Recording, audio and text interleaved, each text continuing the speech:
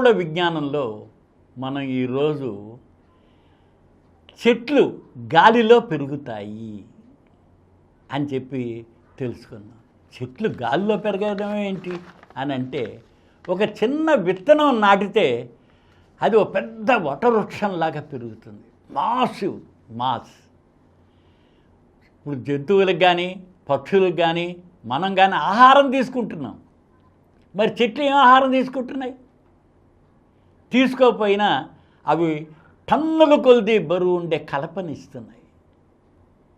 అందుకని చెట్లకి ఈ మాస్ ఎక్కడి నుంచి వచ్చింది అని మనం ఎప్పుడైనా ఆలోచించామా? ఇది 16వ శతాబ్దంలో జాన్ బాప్టిస్టా హెల్మౌంట్ అనే ఆయన ముందు ఆలోచించాడు. అసలు చెట్లకి ఎక్కడి నుంచి వచ్చింది మాస్, ఇంత హ్యూజ్గా ఎలా పెరుగుతున్నాయి అని ఆయన ఒక ఎక్స్పెరిమెంట్ చేశాడు. ఒక చిన్న తొట్టి తీసుకున్నాడు. తొట్టి తీసుకుని అందులో ఉన్న మట్టిని వెయిట్ చేశాడు, తొట్టి మట్టిని. దానిలో ఒక విత్తనం నాటాడు. విత్తనం నాటితే దానికి రోజు నీళ్లు ఇవ్వడం తప్పించి ఏమి చేయలే, వాటరింగ్. 5 సంవత్సరాలు వాటరింగ్ చేశాడు. చెట్టు పెరుగుతోంది. పెరిగిన తర్వాత 5 సంవత్సరాలు అయిన తర్వాత ఆ చెట్టును తీసి బరువు చూశాడు. అది 72 కేజీలు ఉంది. ఎక్కడికి వచ్చింది 72 కేజీలు? ఆయన ఏం ఎరువు కానీ ఏం వేయలే, మామూలుగా ఓ తొట్టిలో మట్టి, ఆ మట్టిలో విత్తనం నాటాడు. ఆ విత్తనం నాటిన తర్వాత 5 సంవత్సరాలు కేవలం నీరే ఇచ్చాడు. ఇస్తే 72 కేజీలు పెరిగింది. ఎక్కడి నుంచి వచ్చింది అంటే గాలి, నీరు, దాంతో సోలార్ ఎనర్జీ. ఈ సోలార్ ఎనర్జీ అంటే లైట్ ఎనర్జీ. లైట్ మీరు చూస్తుంటారు, పంచల్లో కనుక ఏదైనా చెట్లు ఉంటే అవి బెండ్ అవుతాయి, సూర్యుడి వైపుకి బెండ్ అవుతూ ఉంటాయి. ఆకులు అవి కూడా బెండ్ అవుతూ ఉంటాయి అన్నమాట, రకరకాలుగా. అందుకని మనం చూసినట్టు దీని తర్వాత ఆయన ఆ మొక్కని ముక్కలు చేసేసి కాల్చేసాడు. అది ఎండిపోయిన తర్వాత చూస్తే దాని బరువు ఎంత ఉంది. దాని తర్వాత దాన్ని కాల్చేసి బూడిద చేస్తే ఎంత అయిందని చూస్తే 6% మాత్రమే నుసి మిగిలింది. అందుకని చెట్టులో ఎక్కువ భాగం 50% కార్బన్ డైఆక్సైడ్ గాలి నుంచి తీసుకుంటుంది, కార్బన్ డైఆక్సైడ్. అలాగే వాటర్. దాని తర్వాత ఈ మొక్కకి కింద ఎక్కడైతే మనం నాటామో కింద చెట్టు పెట్టామో మట్టిలో కొద్దిగా ఉన్న మినరల్స్ తీసుకుంది. ఆ మినరల్స్ కూడా ఏమిటి మనం చూసినట్టయితే కాల్షియం, దాని తర్వాత నైట్రోజన్, దాని తర్వాత ఫాస్ఫరస్. చాలా తక్కువ, 1% మినరల్స్ కూడా లేవు. ఎక్స్పెరిమెంట్ చేస్తే 1% మినరల్స్ కూడా లేవు. అందుకని ఒక 1000 కేజీల బరువు ఉన్న ఒక మొక్కని చూసినట్టయితే దాన్ని ఎండబెట్టేసినట్లయితే 237 కేజీల వుడ్ వచ్చింది, 870 కేజీల కార్బన్ డైఆక్సైడ్. అంటే 1000 కేజీల మొక్క మనకి వుడ్ అంత ఇచ్చింది. దాంతో 50% వాటర్. అందుకని చాలామంది శాస్త్రజ్ఞులు చెప్తారు, చెట్లు అవి నిలబడడానికి వేళ ద్వారా నేల కావాలి, కానీ నేల నుంచి 1% అంతే. మనం ఎరువు కానీ ఏమైనా వేసినా ఆ వేళ ద్వారా నిలబడడానికి నేల కావాలి. మిగతా చెట్టు అంతా గాలిలో, ఎయిర్లోనే ఉంటుంది. చూడండి, ఏ చెట్టు అయినా సరే చూడండి, ఎంత పెద్ద వటవృక్షం అయినా సరే అది టన్నుల కొలది మనకి కలపనిస్తుంది, వంట చెరుకు కింద ఇస్తుంది, అన్నీను చెలువలు పొలవలు అన్నీ. దాన్ని కనుక ఎండబెట్టేస్తే 50% నీరు అందులోంచి వెళ్ళిపోతుంది. అందుకని దీన్ని కనుక పరిశీలించినట్లయితే కార్బన్ డయాక్సైడు, నీరు, సన్లైటే చెట్లకి అంత హ్యూజ్ మాస్ డెవలప్ అయింది. అందుకని కెమికల్గా చూసినట్లయితే 6 మాలిక్యూల్స్ కార్బన్ డయాక్సైడ్ అయితే ఒక 6 మాలిక్యూల్స్ వాటర్ ఉంటే సన్లైట్ తోటి అది మనకి C6H12O6 కింద ఉండి 6 atoms of molecules of oxygen ఇస్తుంది. ఈ ఆక్సిజన్ ఇస్తుందని ఎలా తెలుస్తుంది? మరో శాస్త్రజ్ఞుడు ఇంకో ప్రయోగం చేశాడు.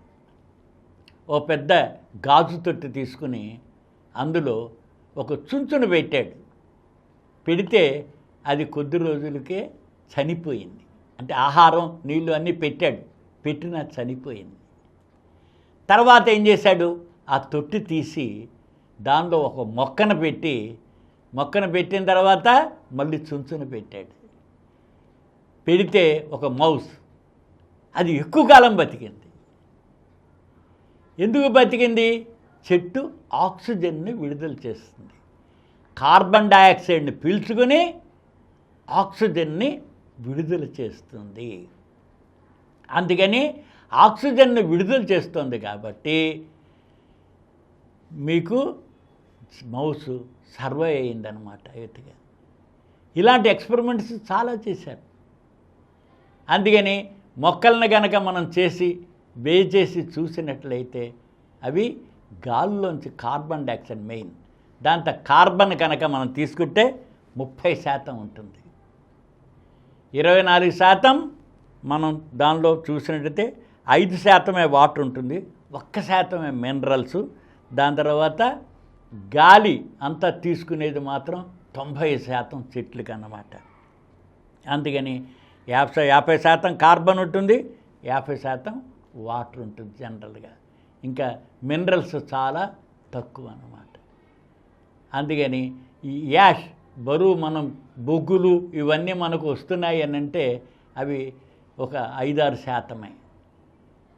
వెరు మాసు కార్బన్ డయాక్సైడ్ అని తెలుస్తుంది. అందుకని వటవృక్షాలన్నీ పెద్దవి కూడా చిన్న విత్తనమైన చెట్లు. ఇప్పుడు భూమి మీద మనకి 1/3 భూమి ఉంటే మళ్ళీ 1/3 చెట్లు మనకు ఉండేవి ఆ భూమి మీద. అంటే 70% నీళ్ళల్లో ఉన్న చెట్లు కూడా ఉన్నాయి, గాలిలో కూడా చెట్లు లతలు కూడా విడుతూ ఉంటాయి గాలిలోనే. అందుకని నిలబడ్డానికి బేసు మాత్రమే నేల, కానీ చెట్టు అంతా ఆకాశంలోనే ఉంటుంది. అందుకని భూమి మీద చెట్లు ఎక్కువ ఉండి ఆక్సిజన్ని విడుదల చేస్తుంటాయి, కార్బన్ డయాక్సైడ్ని పీల్చుకుంటుంటాయి. ఇప్పుడు మనం చెట్లు కొట్టేశాం. ఒకప్పుడు 422 చెట్లు ఉండేవి, ఇప్పుడు 29 కంటే తగ్గిపోయినాయి. 422 ఎక్కడా, 29 ఎక్కడా? అందుకని కార్బన్ డయాక్సైడ్ పీల్చుకోవట్లేదు కాబట్టి సముద్రాలు కూడా పీల్చుకుని ఎసిడిక్ అయిపోయినాయి. చేపలు కూడా బతకట్లేదు వాటిల్లో కార్బన్ డయాక్సైడ్ పెరిగిపోయేసరికల్లా.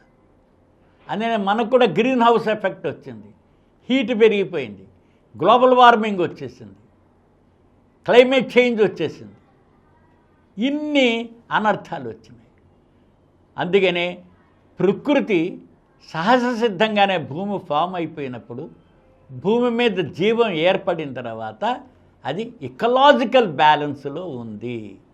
ఆ ఇకలాజికల్ బ్యాలెన్స్ని, సమతుల్యత, ప్రకృతి సమతుల్యత, ఆ సమతుల్యతని మనం దెబ్బతీసాం. అందుకని ఫారెస్ట్లు పెంచుకోవాలి. ప్రతి వాళ్ళు చెట్లు నాటండి అనడానికి కారణం ఏంటంటే గాలిలోనే చెట్లు బతుకుతాయి కాబట్టి గాలిలో ఉండే కార్బన్ డయాక్సైడ్ని పీల్చుకొని గాలిలో ఉండే తేమను కూడా తీసుకుంటే మనం నీరు పోసే. ఇప్పుడు అడవిలో ఎవరు నీళ్లు పోయటం లేదు కదా, అడవిలో ఎవరు నీళ్లు పోయటంలా, చెట్లు విపరీతం పెడతాయి, గాలిలో ఉండే తేమను పీల్చుకుంటాయి. అలాగే చెట్లు చల్లటి గాలిని వీచేసరికి వర్షాలు పడతాయి. ఆ వర్షాన్ని అంతటినీ మళ్ళీ ఆ వేళ్ళు పీల్చుకొని ఇచ్చేయడం.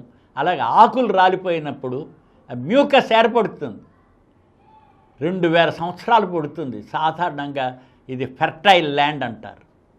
ఫెర్టైల్ ల్యాండ్ ఏర్పడడానికి సుమారుగా 2000 సంవత్సరాలు పడుతుంది. ఇలాంటిదంతా మనిషి నాశనం చేస్తున్నాడు. మైనింగ్ వలన, లేకపోతే చెట్లు దొరికినాయి కదా ఫ్రీగా అని చెప్పి కొట్టేసుకోవడం వలన మళ్ళీ తిరిగి నాటట్లేదు. దీన్ని అంతటినీ ప్రజలు ఆలోచించుకోవాలి. అందుకని చెట్లు గాలిలోనే బతుకుతాయి. అవి నేల మీద ఫౌండేషన్ కింద నిలబడడానికే కానీ మినరల్స్ పెరగడం కానీ శాస్త్రజ్ఞులు చేసిన 1600లో చేశారు ఈ ఎక్స్పెరిమెంట్లన్నీ. అందుకని చెట్ల యొక్క ప్రాధాన్యతను మనం గుర్తుంచుకోవాల్సిన అవసరం ఎంతైనా ఉంది. ఈ కార్యక్రమం మీకు ఎంతో నచ్చింది కదా. ఇటువంటి మరిన్ని వీడియోల కోసం అనతి కాలంలోనే 21 కోట్ల వ్యూస్ సాధించిన సమరం ఛానల్స్ సమర్పించు సమరం సైన్స్ వరల్డ్ ఛానల్కు సబ్స్క్రైబ్ చేయండి, లైక్ చేయండి, మీ ఫ్రెండ్స్కి షేర్ చేయండి. అలాగే ప్రక్కనున్న గంట సింబల్ని ప్రెస్ చేయడం మర్చిపోకండి.